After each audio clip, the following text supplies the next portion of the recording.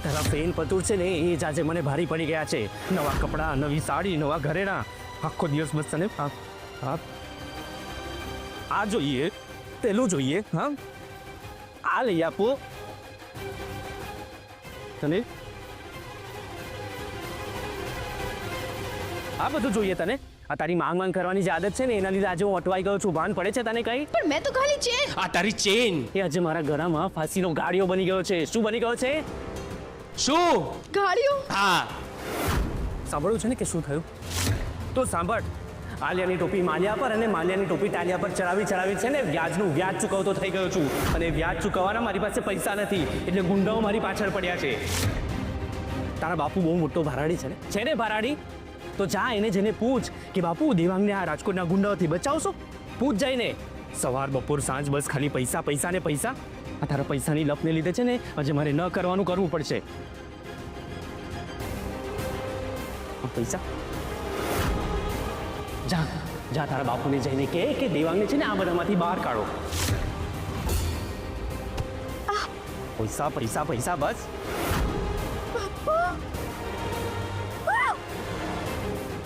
તું આ દેવાંગે મારા મોઢા ઉપર પૈસા મારા, મને ધક્કો માર્યો. જોતી દાણક ને શું બગડતો હતો તે? દેવું વ્યાજ શું થઈ ગયું તે? હવે તો ના કરવાનું કરવું પડશે. કઈ તું આ બધાને કે દેવાંગ વ્યાજના ચોકેડામાં સલવાનું છે? શું કરું? ભાભી ભાભી મન તો થાય છે કે કહી દઉં, પણ કહીશ તો પાછા મમ્મી મારી ઉપર ભડકશે. એના કરતા રહેવા દો. હું તમારી સાથે વાત કરું છું, મને જવાબ તો આપો. દેવાંગભાઈ ક્યાં છે? મને નથી ખબર. અને સાચું કહું તું એ મને કાંઈ કહીને નથી જતા.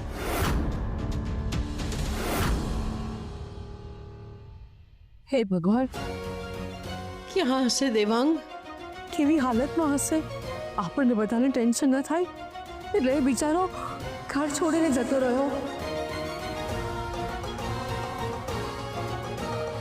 ભાભી, તકલીફ આપણને પડી છે અને એ પણ દેવાંગને લીધે. પણ આવું એને કરવું શું કામ જોઈએ? આટલા બધા પૈસાની લોન લઈને એને પૈસા નાખ્યા ક્યાં? પપ્પા, એ બધી ખબર તો ત્યારે પડશે ને જ્યારે દેવાંગભાઈ આવી જશે. હા પપ્પા, આપણે આ બધી વાતમાં પડવાની જરૂર નથી. ગૌરાંગભાઈ સાચું કહે છે. આપણે આ બધામાં પડવાની જરૂર નથી. દેવાંગભાઈ ઘરે આવે એટલે બસ. હા, એટલે હું શું કહેતો હતો, એક મિનિટ. શ્રી, તું અને વિવેક કુમાર અહીંયા આસપાસમાં તપાસ કરો અને હું ને મોટા ભાઈ પોલીસ ચોકીએ જઈએ છીએ. મારું એવું માનવું છે કે આપણે અત્યારે પોલીસ કેસ ન કરવો જોઈએ. શું છે, મુસીબતો બધી વધી જશે અને ઉપરથી ફાઇનાન્સ કંપનીવાળા આપણી ઉપર કોણ જાણે બીજા કયા ગતકડા કરે. જીજુ સાચું કહે છે પપ્પા. આપણે અત્યારે પોલીસ કમ્પ્લેન કરવાની જરૂર નથી. પ્રિયા, જ્યોતિ ભાભી, તમે લોકો દેવાંગભાઈના ફ્રેન્ડ્સને એટલે કે એમના મિત્રોને ફોન કરો, કદાચ ત્યાંથી કંઈ ખબર પડે.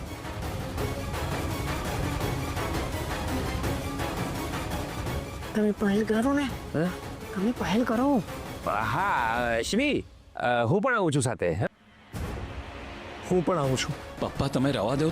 તમે શું કામ ખોટી તકલીફ લો છો? ચિંતા અને દોડધામ નહીં, ચિંતા અને કાળજી કહેવાય. ઠીક છે પપ્પા. પ્રિયા, જો કંઈ પણ ખબર પડે ને તો પ્લીઝ મને ફોન કરજે. હા હા ભાઈ, તું પણ અમને કહેજે.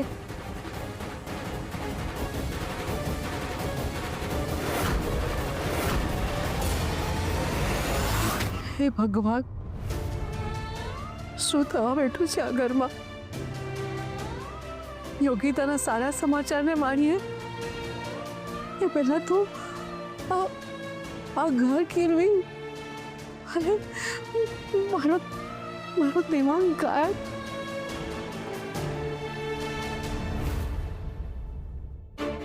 આ તારા પૈસાની લપને લીધે છે ને આજે મારે ન કરવાનું કરવું પડશે.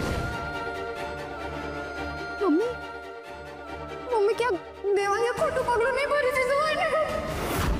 ના ભાભી, જોતે આવું નહીં વિચાર, એવું કંઈ નહીં થયું હોય, ટેન્શન નહીં લે, ટેન્શન નહીં. જ્યોતિ, શિવાઈ ક્યાં છે? એ તો હમણાં જ મારે ગયા, પણ થયું શું? તમે શું કામ આમ હાફડા ફાફડા થાવ છો? કંકુ વાતો જેવી છે. શું વાત છે?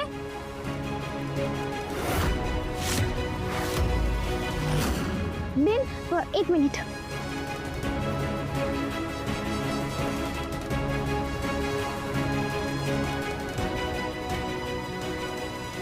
બેન, આલ્યો. આરામથી. હવે કયો થયું શું?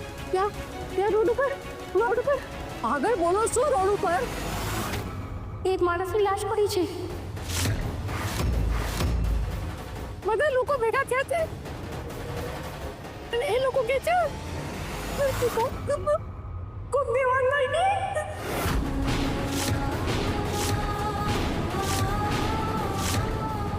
તમે બરાબર સાંભળ્યું છે? દેવાંગભાઈ બોલેલા. હા બેન, મેં બરાબર સાંભળ્યું, પણ જોવા જવાની મારી હિંમત ન થઈ એટલે હું સીધી ઘરે આવી ગઈ. જ્યોતિ કાંઈ જેવું નથી. હા, તું ટેન્શન નહીં લે, કંઈ જ નથી. મમ્મી પ્લીઝ તમે શાંત થાઓ, ટેન્શન નહીં લો. બેન, હાલો મારી સાથે, હાલો. યોગી, તમે મમ્મીનું ધ્યાન રાખો પ્લીઝ. કંઈક હું પણ આવું છું તારી જોડે. હા બેન, હાલો તમે. નહીં આવું તમે, ચાલે. બેન, તમે જ જગ્યા જોઈ છે તો તમે છે ને આગળની જગ્યા દેખાડીને તમે બહાર જાજો, ઠીક છે? હાલો પ્રિયાબેન, હાલો. જ્યોતિ, તું ટેન્શન નહીં લે, કંઈ જ નથી. જ્યોતિ વો મમ્મી તમે ટેન્શન નહીં લેતા. હા, એવું કંઈ જ નહીં હોય. તમને તો ખબર છે ને કે દેવાંગભાઈ બધી જ વાતમાંથી પહોંચી વળે એમ છે. તમે ચિંતા નહીં કરો મમ્મી. અરે પણ માલ જ્યારે બધી બાજુથી તૂટી ગયો હોય તો બિચારો શું કરે છે ને સુસાઇડ. જો મારા દેવા, જ્યોતિ તું એવું નહીં વિચાર, એવું કંઈ નહીં થયું હોય. અને બસ તું ભગવાનને પ્રાર્થના કર કે દેવાંગભાઈ સાજે સારા ઘરે પાછા આવી જાય. શાંતિ રાખ. હા, ભગવાનનું નામ લે, બધું સારું થશે. દેવાંગને કાંઈ નહીં કરતા. ભગવાન દેવાંગની રક્ષા કરજે ભગવાન. ભાઈ હા તમે આ ભાઈને કશે જોયા છે? ના ના ભાઈ, નથી જોયો. ભાઈ, અરે ભાઈ, તમે આ ભાઈને ક્યાંય જોયા છે? મેં નથી જોયો. સાહેબ, આ ગઈકાલ રાતથી ઘરે નથી આવ્યા. ઘરના બધા બહુ ટેન્શનમાં છે. ભાઈ એક્સક્યુઝ મી, ભાઈ તમે આ ભાઈને કશે જોયા છે? એ ખોવાઈ ગયા છે. હા ભાઈ, ખોવાઈ ગયા છે. હા, તમે જોયા છે? ચહેરા પરથી તો બીજાને ગુમ કરે એવા લાગે છે. અરે આ ગામનું કરીને ભાગી ગયો હશે. હવે તો રોજનું થઈ ગયું છે. પહેલાં જઈને પૈસા માગો અને પછી ભાગી જાઓ. પછી તમારા જેવા ફેમિલીવાળા આવા નાટક કરે એટલે ઓછીના પૈસા આપવાવાળા દૂર રહે. એ ભાઈ, મારો ભાઈ કોઈના પણ પૈસા લઈને નથી ભાગ્યો, એટલે તમારું મોડું સાંભળીને વાત કરજો તમે. એ દાદાગીરી નહીં કર, બરાબર? તારા ભાઈ છે, બધાને ઓળખું છું. એક નંબરની કરું કંપની હોય છે. 420. શું બોલ્યો? શું બોલ્યા? બીજી વખત આવું બોલતા પહેલા 100 વખત વિચારજે.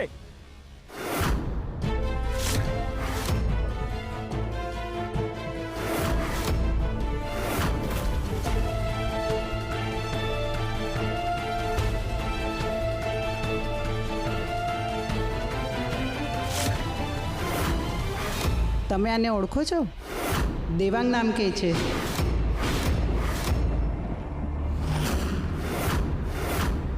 તમને એમનું નામ કેવી રીતે ખબર? એ તો મેં એનું પર્સ જોયું એટલે ખબર પડી કે કોણ છે. કે છે કે આટલામાં જ ક્યાંક રહે છે. મોબાઈલ પણ નહોતો એમની પાસે.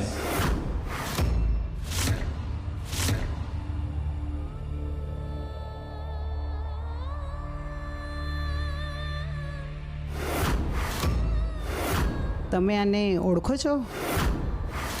એકવાર જોઈ તો લો.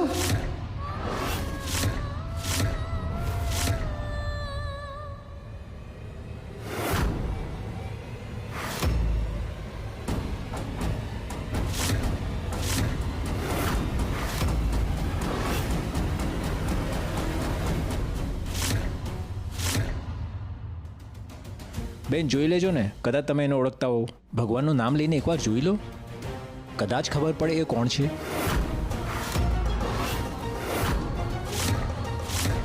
તંગુ આપણો દેવાંગભાઈ નથી આ.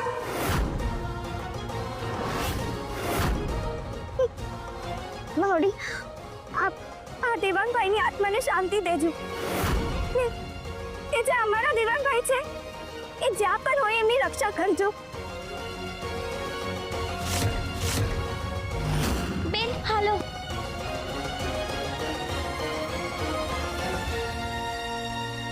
તંકુ આનો અર્થ એમ છે કે આપણા દેવાંગભાઈને કશું નથી થયું. હા બેન. બેન તમે તમે એક કામ કરો, તમે ઘરે એકવાર ફોન કરી દો, કારણ કે છે ને બહારને જ્યોતિ ભાભીનો જીવ અદ્ધર છે. તમે ફોન કરી દો એકવાર ઘરે. હલો.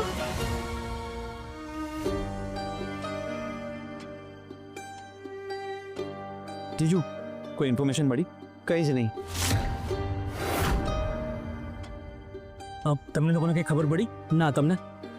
સેમ, મને પણ કાંઈ જ ખબર નથી પડી.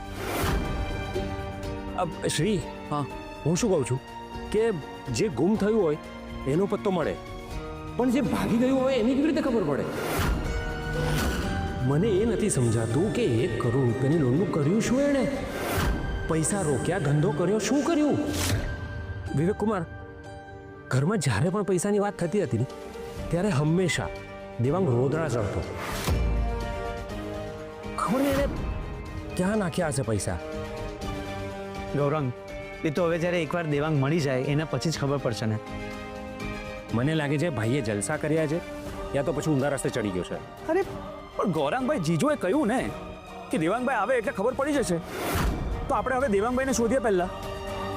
મને નથી લાગતું એ મળે. શું? અરે એટલે કે આપણે બધાને ધંધે લગાડીને એ ભાઈ તો રફુ ચક્ર થઈ ગયા ને, અને હવે આપણે બધાએ ફૂટપડતા રહેવાનું. હા, પણ હજુ એવું થયું નથી ને ગૌરાંગભાઈ. ખોટું નેગેટિવ શું કામ વિચારવાનું આપણે? એ જ તો. અરે બસ બસ જ્યોતિવો આવી જશે. ખબર નહીં ક્યારે આવશે. સાચે બહુ વાર થઈ ગઈ. હું ક્યારની વિવેકને ફોન કરી રહી છું, પણ એ કોલ રિસીવ નથી કરતો. દેવાંગને ખબર મળ્યા? ભાભી ઓલું તો તમને ફોન ઉપર કહી દીધું ને. દેવાંગભાઈ જે કાયમ ચા પીવે છે ને ત્યાં અમે તપાસ કરી, તો એ લોકોએ કીધું કે 2 દિવસથી દેવાંગભાઈને જોયા નથી. આ જતો રહ્યો દેવાંગ. જ્યોતિઓ જતા પહેલા એને તમારી સાથે કઈ વાત તો કરી જશે ને, જેથી આપણને કઈ સમજ પડે. મમ્મી ખબર હોત તો મેં કહી દીધું હોત ને. મમ્મી તું શાંતિ રાખ. તું હમણાં જ્યોતિને કંઈ નહીં પૂછ. જો ને કેટલી ટેન્શનમાં છે. પહેલેથી જીવટ રાખી હોત ને તો આજે આ દિવસ તો જોવો પડ્યો હોત.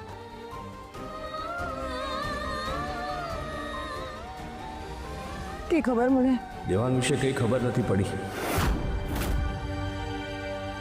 પ્રિયા, તેના ફ્રેન્ડ્સને ફોન કર્યા? હા કાકા, પણ કોઈને કંઈ જ ખબર નથી. હવે તો બધી આશા ગૌરાંગ, શ્રી અને વિવેક કુમાર ઉપર જ છે. એ લોકો કંઈ સારા સમાચાર લઈ આવે તો બહુ જ સારું.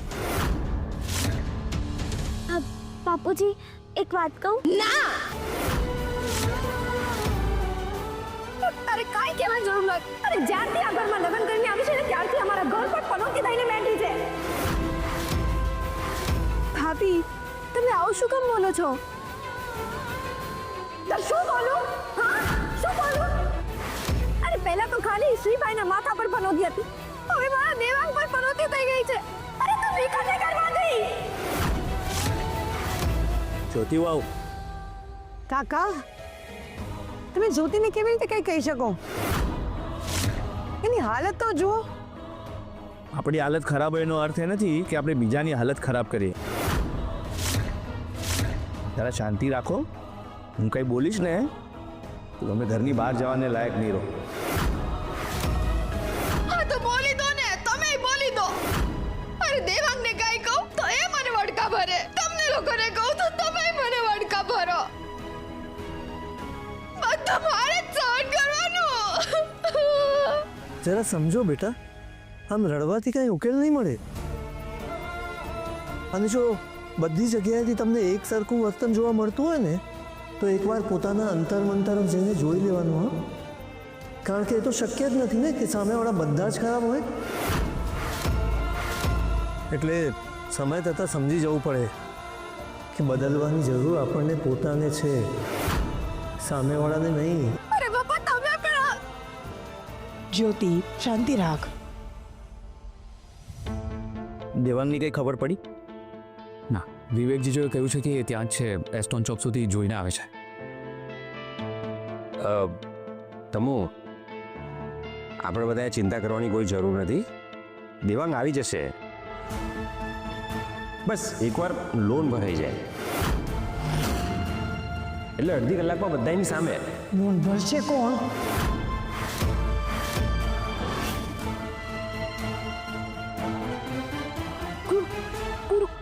હવે તું કઈ ખરાબ નહીં બોલતો.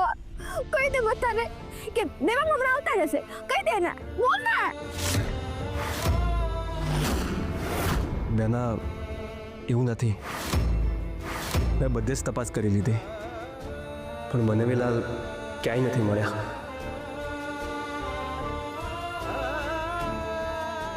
તમે ચિંતા નહીં કરો બધા. તમારા બધા જ માણસોને કામે લગાડી દીધા છે. મારી આખી ગેંગ એટલે કે ભાઈબંધ, બધા જ ભાઈબંધ બનવેલાને શોધી લેશે. જ્યોતિ, તું શાંત થા. એમ કર, ઉપર રૂમમાં જા, થોડી વાર આરામ કર.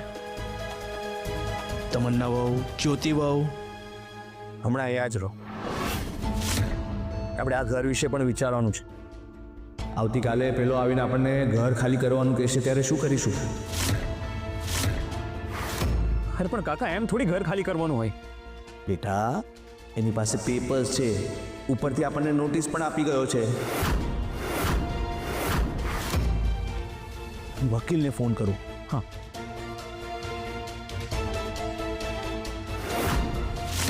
હેલો દોશી સાહેબ, હું ભૂપેન્દ્ર જોશી.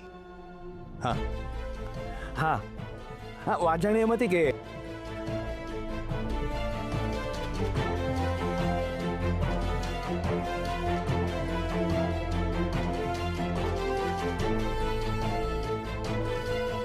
અમને સ્ટે મળી શકે? સ્ટે નહીં મળી શકે. અચ્છા, હું શું કહું છું, તમે એક કામ કરો ને, ઘરે આવી જાઓ ને, આપણે શાંતિથી બેસીને વાત કરીએ. હા, અચ્છા, ઓકે ઓકે. વકીલ સાથે વાત થઈ ગઈ છે. એમનું કહેવું એમ છે કે આ કેસમાં કંઈ જ થઈ શકે એમ નથી. આ પ્રાઇવેટ ફાઇનાન્સ કંપનીવાળા છે ને, જ્યારે લોન આપતા હોય છે ને, ત્યારે A to Z બધું જ સાઇન કરાવી લેતા હોય છે. A to Z એટલે ચડ્ડી, બનિયાન બધું જ બેટા. કાકા, એ મોટા ભાઈ, જે વકીલ સાથે વાત કરીને એ ઘરે આવી શકે એમ નથી. શું છે, એ અમદાવાદ છે. આવતીકાલે હાઈકોર્ટમાં એમની મુદત છે. એટલે કાલે ઘર ખાલી કરી દેવાનું. અરે એમ કેમ ખાલી કરવાનું? બીજા વકીલને ફોન કરો. હા, એ આપણા વકીલે કીધું છે કે દેશનો કોઈ પણ વકીલ આ કેસમાં કંઈ જ નહીં કરી શકે. એક જ રસ્તો છે, કાં તો લોન ભરો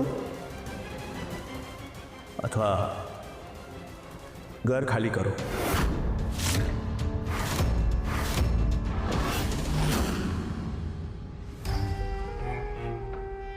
ગૌરાંગ, આ તારો ભાઈ છે ને, એ તો ખરો ખેલાડી નીકળ્યો. 1 કરોડ રૂપિયા લઈને ભાગી ગયો ને બધાને ફસાવતો ગયો. એકદમ સાચું કહે છે તમુ તું. મને તો લાગે છે કે બધા પૈસા દેવાંગભાઈ પાસે જ છે. તને શું લાગે છે? એકદમ સાચી વાત તમુ. ગૌરાંગ, અહીંયા હાય હા નથી કરવાની. હું તમને પૂછી રહી છું કે તમને શું લાગે છે? એમાં લાગવાનું શું હોય? જે તને લાગે એ જ મને લાગે. તું કોઈ દિવસ ખોટી હોઈ શકે? ભાભી,